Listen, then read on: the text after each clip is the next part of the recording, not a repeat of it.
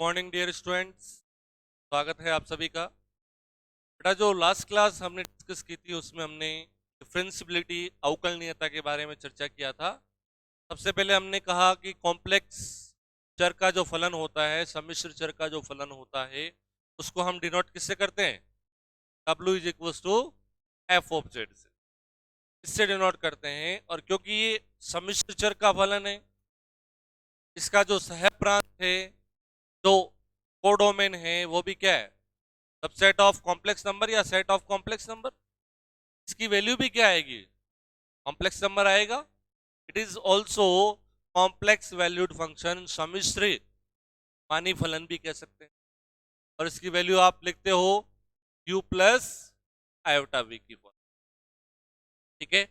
Then हमने बात किया था कि ये फंक्शन किसी point z is equal to z not पर डिफरेंशिएबल अवकलनीय कब होता है?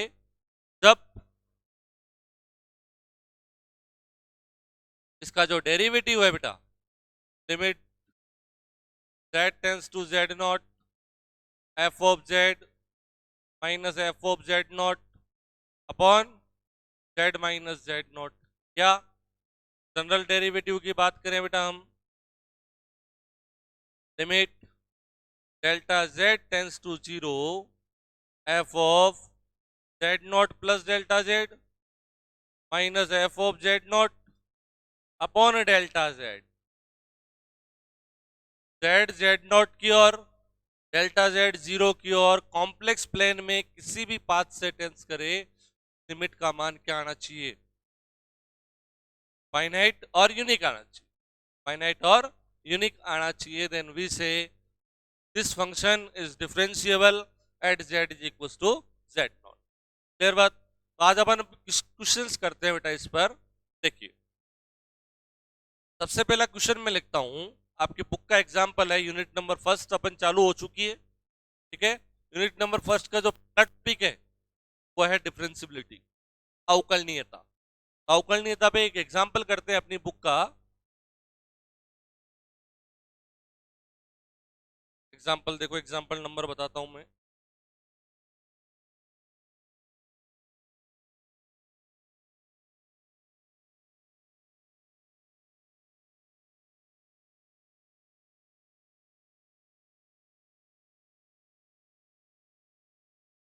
देखो, 3.10.5, 3.10.5 क्या कह रहा है? सिद्ध कीजिए कि सिद्ध कीजिए कि f of z is equal to z bar किसी भी बिंदु पर अवकलनीय नहीं है। किसी भी बिंदु पर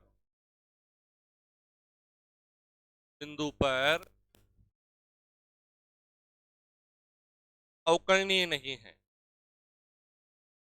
अवकलनीय नहीं है। इंग्लिश में लिख लेंगे,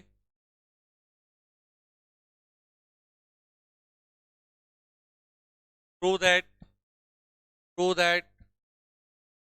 F of z is equal to z bar, f of z is equal to z bar is not differentiable at any point, is not differentiable at any point। कैसे भी लिख सकते हो अपन कि सिद्ध कीजिए कि फलन f of z is equal to z bar कहीं भी अवकलनीय नहीं है। Nowhere differentiable, this function is nowhere differentiable. Clear? चलो प्रूफ करें, प्रूफ करते हैं। डिफरेंशिएबल प्रूफ करना है या डिफरेंशिएबल प्रूफ नहीं करना है, ये कहां से बेटा? अपन लिमिट से, उसकी लिमिट से डिसाइड करेंगे। अगर उस लिमिट का मान फाइनाइट और यूनिक है तो हम कहेंगे कि ये लिमिट एग्जिस्ट कर रही है। और लिमिट एग्जिस्ट कर रही है इसका मतलब डिफरेंशिएबल है। लिमिट एग्जिस्ट कर रही है, फाइनाइट है, फाइनाइटली और यूनिकली एग्जिस्ट कर रही है, इसका मतलब वो डिफरेंशिएबल। क्लियर बात? चलो, since f of z is equal to क्या दिया हुआ है बेटा? Z bar. ठीक है। डेरिवेटिव निकालें इसका। जनरल डेरिवेटिव क्या हो जाएगा? जैसे जनरल डेरिवेटिव अपन लिखते थे वहां पर एफ डैश ऑफ एक्स बराबर limit h tends to 0 f of x plus h minus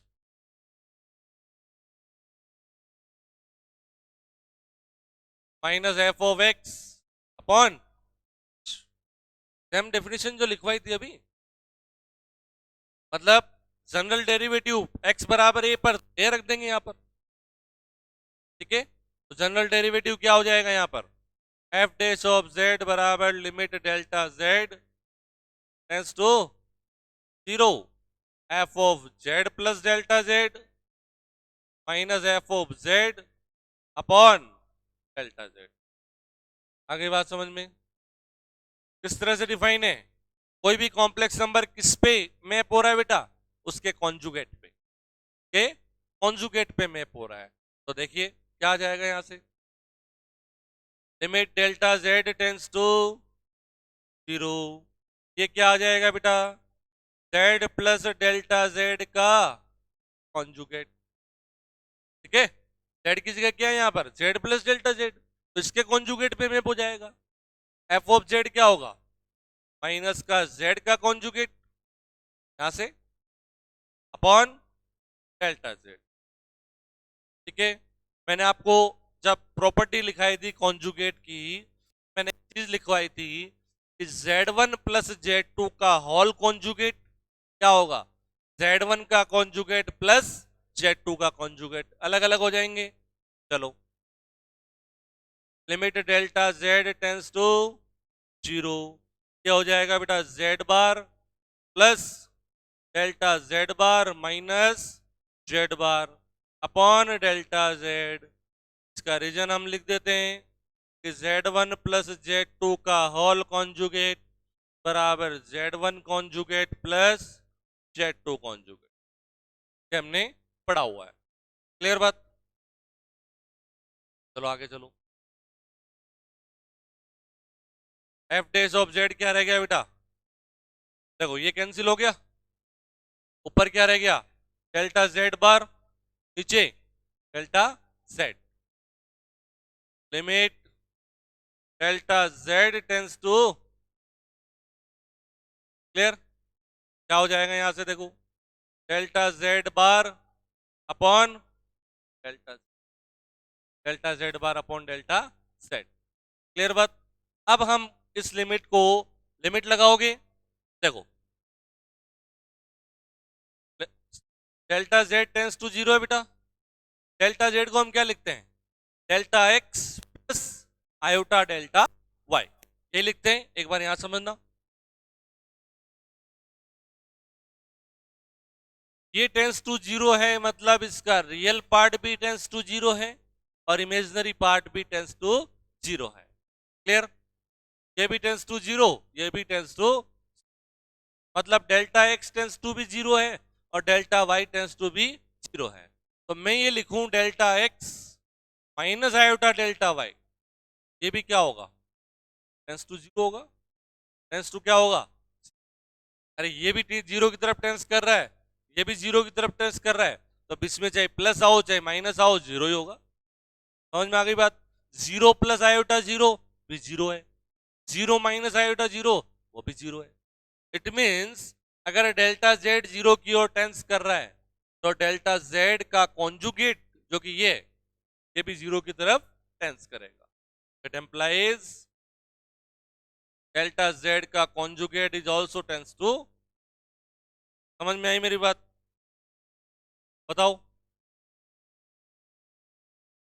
ये बात समझ में आ गई? ठीक है, तो ये 0/0 फॉर्म आ गई बेटा, 0/0 फॉर्म आ गई। अब इसको अपन कैसे कैलकुलेट करें, अब इसको कैसे कैलकुलेट हम करेंगे, तो वही पाथ लेंगे, अलग अलग, अलग अलग क्या ले लेंगे, पाथ लेते हैं।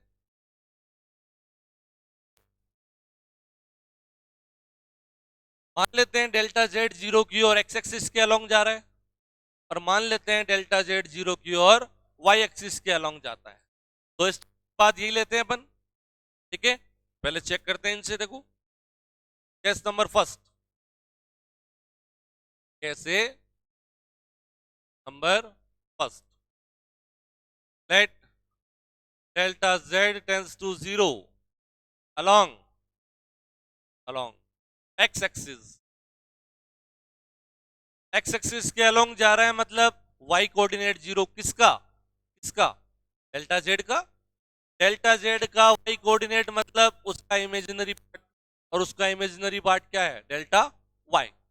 डेल्टा y क्या हो जाएगा इस कंडीशन में 0। तो डेल्टा y 0 हो गया बेटा। डेल्टा y 0 हो गया तो डेल्टा z क्या आ जाएगा बेटा डेल्टा x। और डेल्टा z बार भी क्या हो जाएगा इसका कॉन्जुगेट, ये भी क्या रहेगा डेल्टा x ही रहेगा, क्योंकि आयोटा का साइन चेंज करते हैं अपन। इसको क्या लिख सकते हैं डेल्टा x प्लस आयोटा 0। ये क्या बन जाएगा डेल्टा x माइनस आयोटा 0। वो तो हट ही जाएगा। इस कंडीशन में ये दोनों कंडीशन आ गई। तो from two f dash of z क्या आ जाएगा बेटा delta z tends to 0 means delta x tends to 0। Limit delta x tends to 0। Delta z का bar delta x, delta z भी डेल्टा x है। क्या आ गया क्या आ गया 1। जब यह एक्सिस के अलोंग जा रहा है, ये देखो डेल्टा z 0 की ओर अगर एक्स एक्सिस के अलोंग जा रहा है उसका इमेजिनरी पार्ट 0 होगा। इमेजिनरी पार्ट मतलब डेल्टा y 0 होगा। क्लियर बात। दूसरा देखो case number second. Case number let delta z tends to 0 along y axis. y axis के अलोंग, y एक्सिस के अलोंग मतलब इस तरह से ये ओरिजिन हो गया। और जब y एक्सिस के अलोंग जाएगा बेटा तो x कोऑर्डिनेट 0, x कोऑर्डिनेट मतलब उसका रियल पार्ट 0 होगा। डेल्टा x क्या हो जाएगा 0 हो जाएगा। डेल्टा x 0 हो जाएगा। तो क्या लिखेंगे हम यहां पर डेल्टा x बराबर, और डेल्टा x 0 हो गया तो डेल्टा z क्या हो जाएगा डेल्टा z में डेल्टा x 0 लिख दोगे तो क्या बच गया iota delta y। Iota delta y यही बचा बेटा। एंड इसका कॉन्जुगेट क्या हो जाएगा माइनस का आयोटा डेल्टा y। ठीक है। तो फ्रॉम इक्वेशन नंबर 2 इसमें वैल्यू रख दो। इक्वेशन 2 कौन सी हमारी ये रही। इसमें वैल्यू रखो। डेल्टा जेड बार की वैल्यू रख देंगे डेल्टा जेड की, और delta z tends to 0 limit लगा देंगे। देखो क्या बन जाएगा therefore from 2 f dash of z क्या आ जाएगा limit delta z tends to 0। Delta z मतलब ये टेंस टू 0। आयोटा की वैल्यू तो फिक्स है, यूनिट है अंडर रूट -1, 0 हो नहीं सकता। तो फिर कौन 0 होगा डेल्टा वाई। अपन लिखते हैं ना x गुणा वाई बराबर 0, तो या तो x 0 है या y 0 है। यहां पर आयोटा तो 0 है नहीं, आयोटा 0 नहीं है तो फिर कौन टेंस टू 0 करेगा डेल्टा वाई। तो लिमिट में क्या आएगा केवल डेल्टा वाई टेंस टू, ऊपर है डेल्टा जेड का बार तेरा माइनस आयोटा डेल्टा वाई, नीचे डेल्टा जेड कैंसिल हो जाएगा बेटा क्या बचा। तो आपने देखा कि जब एक्स एक्सिस के अलोंग बेटा डेल्टा जेड 0 की ओर जा रहा है लिमिट आई 1, और जब वाई एक्सिस के अलोंग जा रहा है तो लिमिट आई -1। एग्जिस्ट तो कर रही दोनों रास्तों से, लेकिन सीमा का मान समान नहीं है, यूनिक नहीं है। और जब यूनिक नहीं है तो डिफरेंशिएबल नहीं, एग्जिस्ट ही नहीं कर रही लिमिट, और लिमिट एग्जिस्ट नहीं कर रही तो डिफरेंशिएबल नहीं। आ गई बात समझ में बढ़िया से। चलो देखो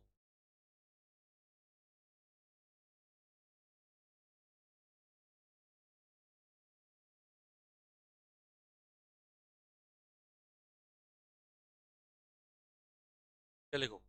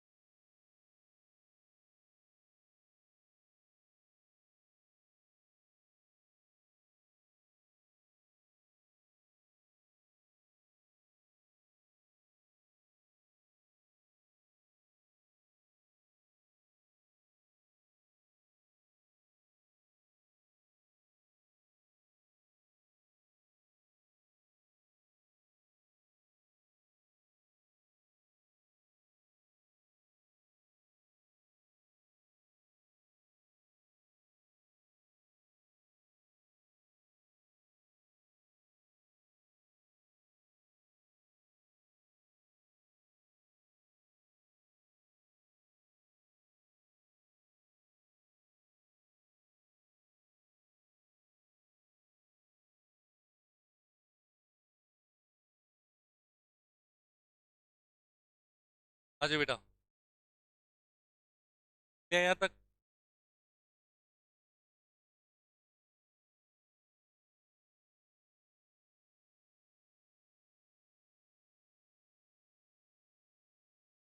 कुछ 3 या 4 दे दो, तो 3 दे दो। नीचे वाली लिमिट को क्या दे देंगे? 4 दे देंगे।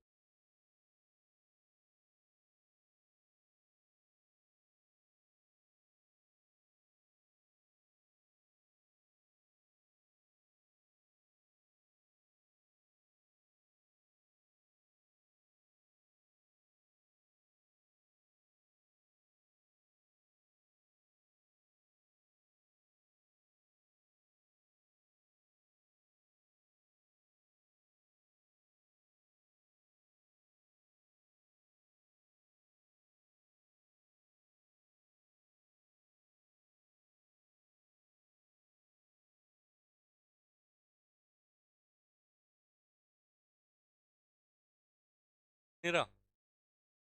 रहा?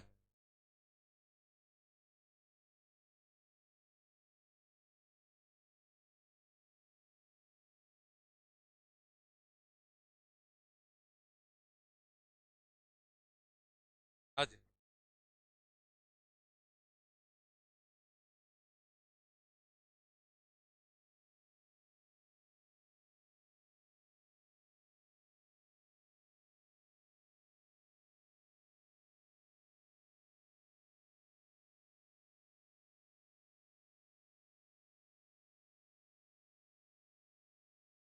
4 नंबर डाल दो।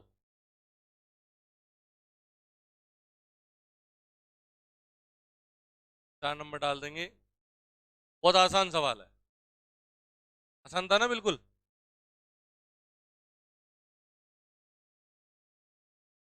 तो जनरल डेरिवेटिव है, उसमें वैल्यू पुट की, सॉल्व किया, अलग अलग पाथ से इसकी लिमिट देखी, यूनिक नहीं है, नहीं है तो डिफरेंशिएबल नहीं।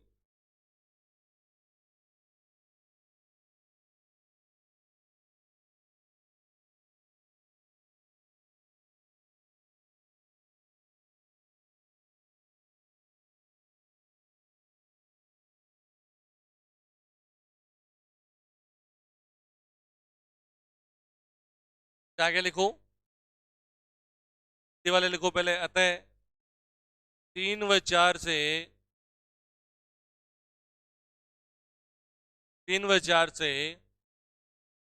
हम देखते हैं कि 3 व 4 से हम देखते हैं कि एफ डेश जेड का मान, एफ डेश जेड का मान, एफ डेश जेड का मान दोनों स्थितियों में अलग अलग है, दोनों स्थितियों में अलग अलग है। अतः अतः एफ डेश जेड का अस्तित्व नहीं है, एफ डेश जेड का अस्तित्व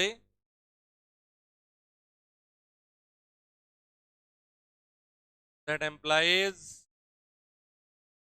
that implies that implies f of z कहीं भी अवकलनीय नहीं है। ओके, समझ में आ गई बात? इंग्लिश वाले लिखेंगे from 3 and 4, from 3 and 4 we have we have in both the cases, in both the cases, both the cases f dash z has different values, f dash z has different values, so it does not exist, it does not exist. That implies f of z is differentiable nowhere.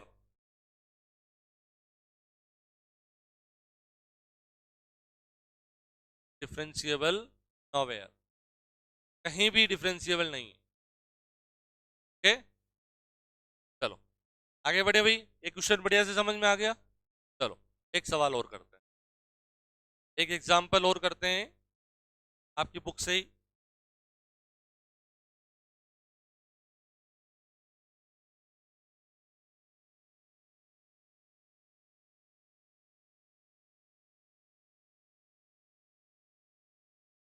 Differentiability के आगे ही एक example दिया हुआ बेटा, example number 3.6.2। देखें, सिद्ध कीजिए कि सिद्ध कीजिए कि सिद्ध कीजिए कि फलन फलन f of z is equal to, सिद्ध कीजिए कि फलन f of z is equal to z to the power n, small z to the power n. फिर स्मॉल एन क्या है? एक इंटीजर है बेटा, इंटीजर्स का सेट। इंटीजर्स किस सेट में बिलोंग कर रहा है? सर्वत्र अवकलनीय है। क्या क्या लिखोगे? सर्वत्र अवकलनीय है। देखो, prove that function f of z is equal to z to the power n, n belongs to capital z, is differentiable everywhere, is differentiable everywhere। एक सवाल तो अपन ने किया कि ऐसा फंक्शन लिया जो कहीं भी डिफरेंशिएबल नहीं है। अब ऐसा सवाल कर रहे हैं जो हर जगह क्या है? डिफरेंशिएबल, इज डिफरेंशिएबल एवरीवेयर, जो कि हर जगह क्या है? डिफरेंशिएबल। कॉन्सेप्ट वही रहेगा, कॉन्सेप्ट हमेशा क्या रहेगा? वही रहेगा। हमेशा कॉन्सेप्ट वही रहेगा कि आप उसका डेरिवेटिव निकालोगे, और डेरिवेटिव का मान अगर हमेशा क्या हो? फाइनाइट हो और यूनिक हो, तो उस कंडीशन में हम क्या कहेंगे? कि वो डेरिवेटिव एग्जिस्ट करता है। डेरिवेटिव एग्जिस्ट करेगा तो हम क्या कहेंगे? इट इज डिफरेंशिएबल, यह अवकलनीय है। ठीक है भाई, देखो प्रूफ देखो इसका। सिंस एफ ऑफ जेड क्या है बेटा? Z to the power n. N क्या है? कोई इंटीजर है, कैपिटल आई भी लिख सकते हैं, कैपिटल जेड भी लिख सकते हैं, की बात है। ठीक है, दोनों ही क्या है? सेट ऑफ इंटीजर्स को डिनोट करते हैं। दोनों ही किसको डिनोट करते हैं? पूर्णांकों के समुच्चय को डिनोट करते हैं। चलो now f dash of z क्या होता है बेटा? Limit delta z tends to 0, f of z plus delta z minus f of z upon delta z. आई बात समझ में? यहां तक? अरे ये तो होता है डेरिवेटिव। क्या लिखोगे? Limit delta z tends to 0। अब देखो फंक्शन कैसे डिफाइन है। जो कॉम्प्लेक्स नंबर आप इस पे ऑपरेट कर रहे हो, उसका रिजल्टेंट क्या आ रहा है? उस कॉम्प्लेक्स नंबर की पावर एन, पावर एन। तो क्या हो जाएगा? Z plus delta Z operate करेंगे तो उसकी एन। ठीक है, क्या आ जाएगा? इसकी वैल्यू आ जाएगी z plus delta z to the power n. क्या हो जाएगा? जेड की power n upon delta z, upon delta z. समझ में आ गया यहां तक? देखो, बाइनोमियल थ्योरम पढ़ा हुआ है बेटा अपन ने द्विपद प्रमेय। अरे द्विपद प्रमेय पढ़ा हुआ है। क्या होता है? अपन ऐसे लिखते हैं, x प्लस ए की पावर एन लिखते हैं। क्या लिखते हो? x की power n plus n c one मतलब एन, x की power n minus one a, फिर एन सी टू का मतलब n minus one upon two factorial, n minus one upon two factorial. इसकी पावर कम होती जाएगी और इसकी पावर बढ़ती जाएगी। x की power n minus two, a की पावर टू, और लास्ट में जाते जाते एनसीएन का मतलब होता है वन। ओके, लास्ट में x की पावर 0 और a की पावर n। ये पढ़ा हुआ है हमने, बाइनोमियल थ्योरम है, द्विपद प्रमेय है। यहां से इसको एक्सटेंड करें अपन, x की वैल्यू हो गई z और a की वैल्यू डेल्टा z। देखिए देखो क्या आएगा, z की power n plus n n, z की power n minus one delta z plus n minus one upon two factorial मतलब 2, z की power n minus two delta z की पावर 2। अरे बात समझ में? और ऐसे ही बढ़ता जाएगा बेटा आगे, ऐसे ये आगे बढ़ता जाएगा और हम लिखते जाएंगे और कहां तक आएगा, डेल्टा z की पावर n तक, डेल्टा z की पावर n तक, z की पावर 0 डेल्टा z की पावर n, लास्ट ये आएगा। ये खत्म, यहां माइनस में क्या है ये और नीचे क्या है डेल्टा z, नीचे है डेल्टा z कंप्लीट की पावर में। ठीक है, ये कहां से लिखा, यहां से लिखा। देखो f डैश ऑफ z बराबर, ये कैंसिल आउट हो जाएगा, z की पावर n, नीचे क्या है डेल्टा z से डिवाइड करते चले, करो, limit delta z tends to 0, करोगे ये कैंसिल हो जाएगा, डेल्टा z क्या आएगा n z की power n minus one plus n minus का 1 अपॉन 2 z की power n minus two multiply delta z की पावर एक पावर रह जाएगी, यहां स्क्वायर है, यहां स्क्वायर है, एक कट जाएगी, एक पावर रह जाएगी। ऐसे इससे अगले वाले पद में 2 पावर रह जाएगी, उससे अगले वाले में 3 पावर रह जाएगी और चलते चलते लास्ट तक क्या आएगी, डेल्टा z की power n minus one.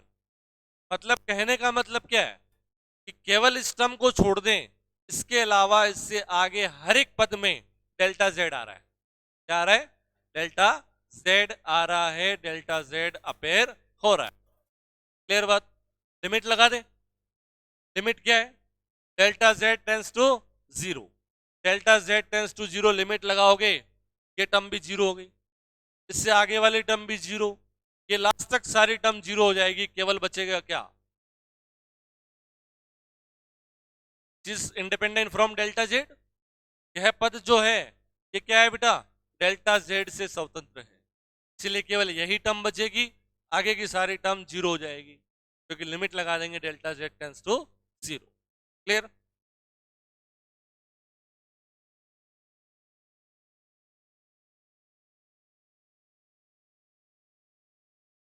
n z की power n minus, n belongs to capital I, और इसका मान हर एक पूर्णांक और हर एक z की वैल्यू के लिए क्या आएगा, एग्जिस्ट करेगा। z की फाइनाइट वैल्यू लो कुछ भी, जैसे 1 + 2 आयोटा ले लिया, ठीक है, n की वैल्यू मैंने ले ली 2, तो उसके लिए इसका मान क्या आएगा, यूनिक आएगा। मतलब z की हर एक फाइनाइट वैल्यू के लिए इसका मान क्या आएगा, एग्जिस्ट करेगा और यूनिक आएगा। तो z की हर एक फाइनाइट वैल्यू के लिए f ऑफ z का डिफरेंशिएबल या डेरिवेटिव एग्जिस्ट करता है, और एग्जिस्ट करता है इसका मतलब z की हर एक फाइनाइट वैल्यू के लिए ये फंक्शन क्या हो गया, अवकलनीय हो गया, डिफरेंशिएबल हो गया।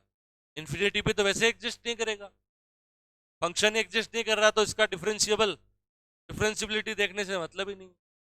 z की कोई भी फाइनाइट वैल्यू उसके लिए इसका मान फाइनाइट आएगा और यूनिक आएगा। क्लियर? समझ में आ गई मेरी बात? तो यहां लिखो, फिर मैं लैंग्वेज में लिखवाऊं, बहुत आसान है।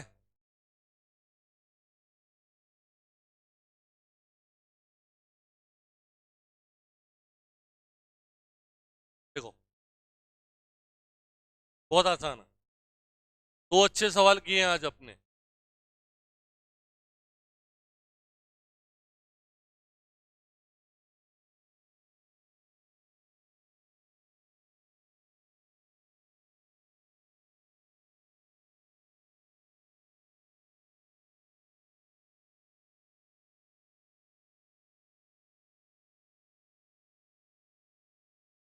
कल डिफरेंशियबिलिटी में बेस्ट एक अच्छा सवाल और कराएंगे, जो भी एग्जाम में काफी बार पूछा गया है।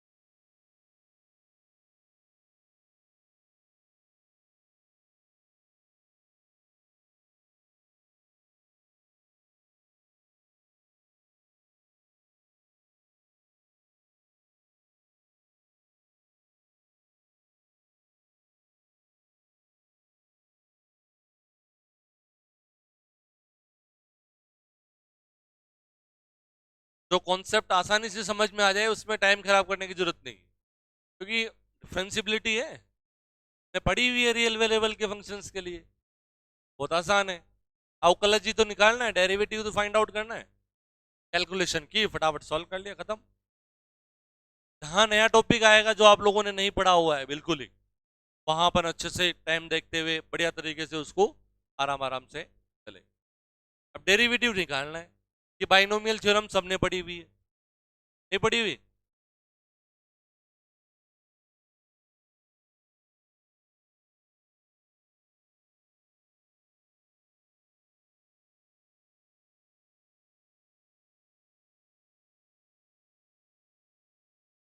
पर करूं?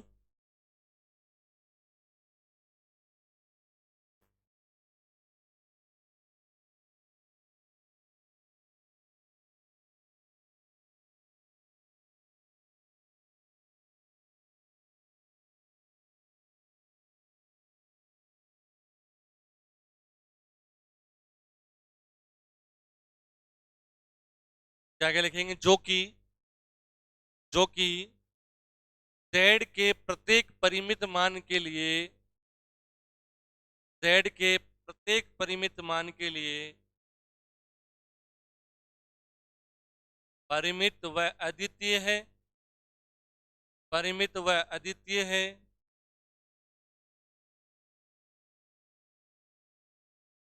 that implies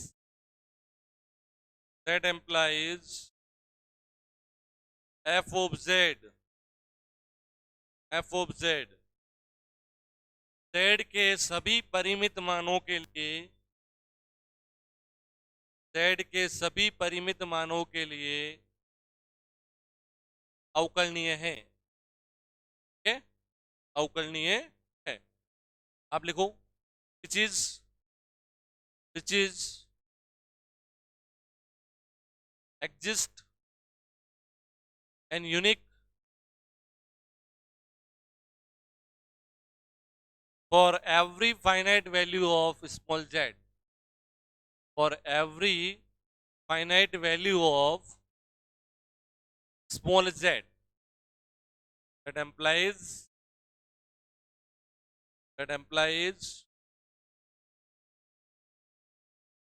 f of z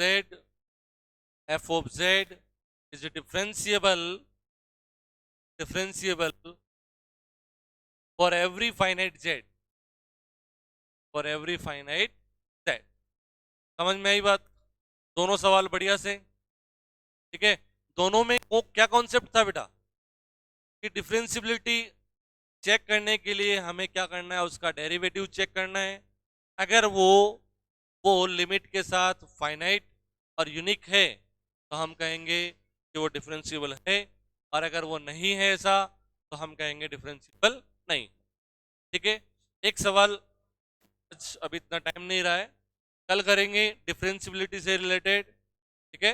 वो भी काफी इंपॉर्टेंट सवाल है और 2 से 3 बार शायद एग्जाम में पूछा हुआ है, काफी बार एग्जाम में पूछा गया है, तो वो अपन करेंगे कल, ठीक है। और फिर नया टॉपिक डिफरेंशियबिलिटी कंप्लीट, और उसके बाद नया टॉपिक एनालिटिक फंक्शन, विश्लेषिक फलन। विश्लेषिक फलन क्या होता है उसके बारे में जानकारी लेंगे, फिर उस पर रिलेटेड थ्योरम्स और क्वेश्चंस, ठीक है। आज के लिए इतना ही, ठीक है। राधे राधे, जय श्री कृष्ण।